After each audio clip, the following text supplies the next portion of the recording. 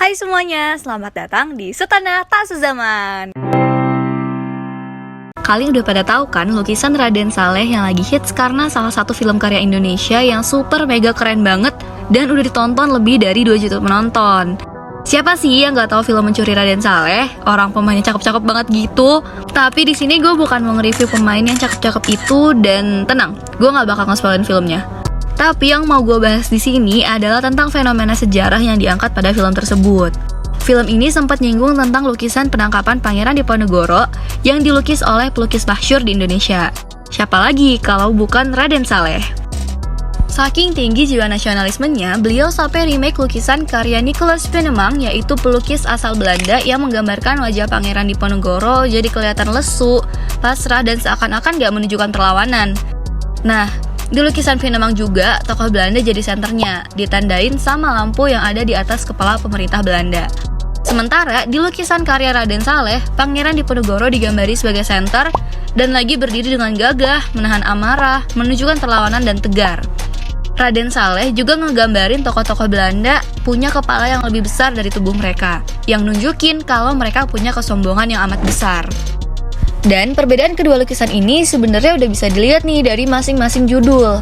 Venemang namain lukisannya pakai Submission of Prince Diponegoro to General de Kock, yang artinya penyerahan Pangeran Diponegoro ke General de Kock.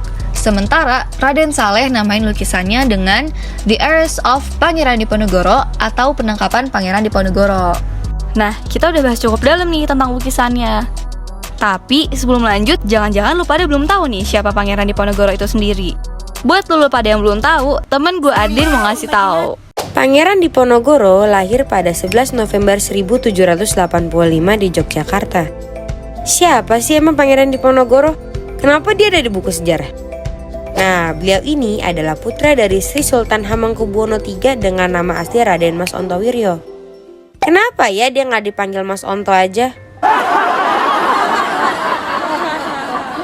Pangeran Diponegoro merupakan salah satu pahlawan nasional Republik Indonesia yang famous banget karena memimpin peperangan terbesar yang pernah dialami oleh Belanda. Namanya itu Perang Diponegoro atau biasanya disebut sebagai Perang Jawa karena ya terjadinya di tanah Jawa. Kok bisa ya sampai perang? Gimana nggak perang? Lihat masyarakat yang menderita akibat penindasan Belanda. Terus nilai budaya Kesultanan Yogyakarta juga bergeser. Bahkan si Belanda sampai ikut campur sama urusan kerajaan coba. Jelaslah pangeran gak bisa tinggal diam. Selain itu, Pangeran Diponegoro ngerasa para petani lokal tuh menderita akibat penyalahgunaan penyewaan tanah oleh warga Belanda, Inggris, Prancis, dan Jerman. Soalnya, pas Vander Kaplan mengeluarkan dekret pada tanggal 6 Mei 1823, dia menyatakan bahwa semua tanah yang disewa oleh orang Eropa dan Tionghoa ini wajib dikembalikan pada pemiliknya per 31 Januari 1824. Tapi, pemilik lahan ini wajib ngasih kompensasi buat penyewa lahan Eropa. Istighfar. Akhirnya, dengan penuh keberanian, Pangeran Diponegoro bergerak melakukan perlawanan dengan ngebatalin pajak puasa biar para petani di Tegarajo ini bisa beli senjata dan makanan. Tahu nggak sih, pas Pati Danurejo, seorang pati di Kesultanan Yogyakarta menuruti perintah Belanda untuk memasang tonggak-tonggak buat bikin rel kereta api yang melewati makam leluhurnya Pangeran Diponegoro. Tindakan Belanda ini bikin Pangeran Diponegoro merasa terhina dan kecewa banget. Kemudian karena udah memuncak emosinya, ia mengorbankan untuk melawan Belanda di Tegarajo.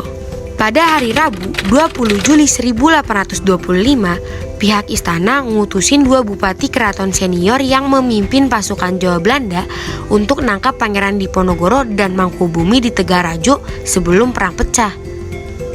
Meskipun kediaman Diponegoro jatuh dan dibakar, tapi pangeran dan sebagian besar pengikutnya berhasil lolos karena lebih mengenal medan di Tegarajo. Pangeran Diponegoro beserta keluarga dan pasukannya bergerak ke arah barat hingga desa Dekso di Kabupaten Kulon Progo dan meneruskan ke arah selatan hingga keesokan harinya tiba di Goa Selarong yang terletak 5 km arah barat dari kota Bantul. Abis itu, Pangeran Diponegoro pindah ke daerah bukit-bukit yang dijadiin markas besarnya dan menjadikan Gua Selarong sebagai basisnya. Penyerangan di Tegarajo memulai perang Diponegoro yang berlangsung selama 5 tahun.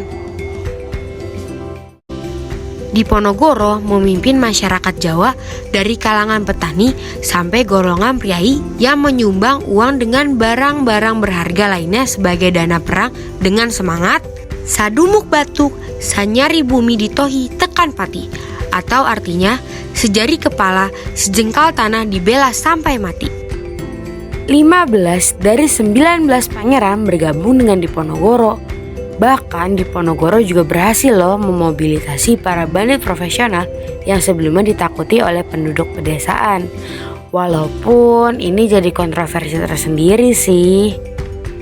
Perjuangan Diponegoro dibantu Kiai Mojo yang juga jadi pemimpin spiritual pemberontakan.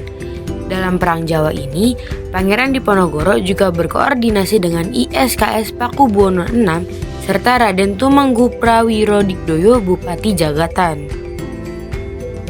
Pada tahun 1827, Belanda melakukan penyerangan terhadap Diponegoro dengan menggunakan sistem benteng, sehingga pasukan Diponegoro terjepit.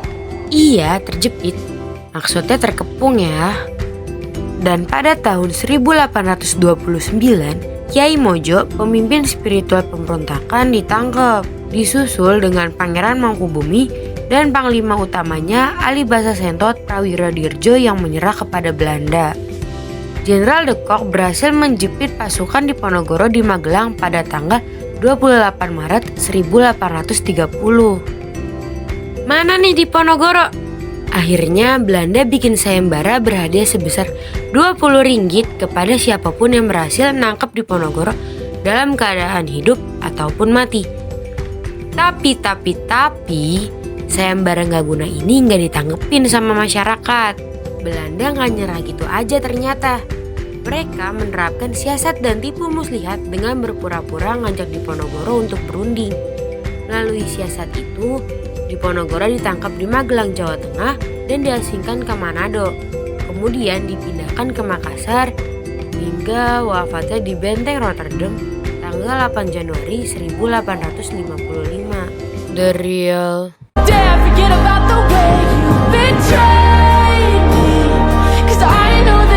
Dampak dari terjadinya perang Diponegoro, sebanyak 200.000 jiwa penduduk Jawa menjadi korban tewas.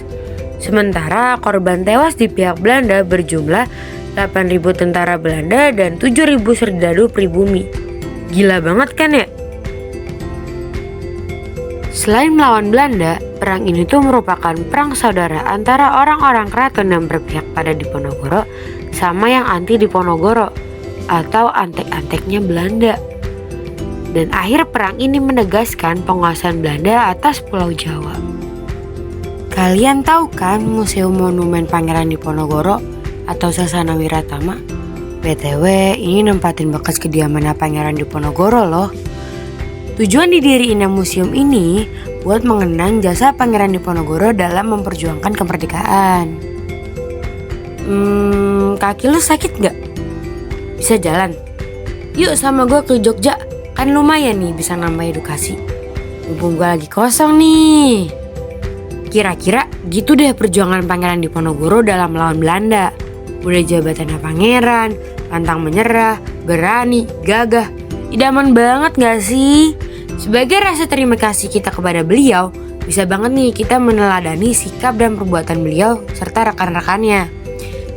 Yang gak diem gak aja gitu ngeliat orang lain menderita dan diperlakukan tidak adil. Kalau lihat teman kalian dipalakin, jangan ikutan malakin. Belain dong yang dipalakin. Dan makasih banget ya udah nontonin video ini sampai habis. Semoga jadi menambah pengetahuan nih setelah nonton video ini. Semoga juga video kita dinotis sama Abang Iqbal plus Abang Angga. Amin. Sekian dulu ya. Bye-bye.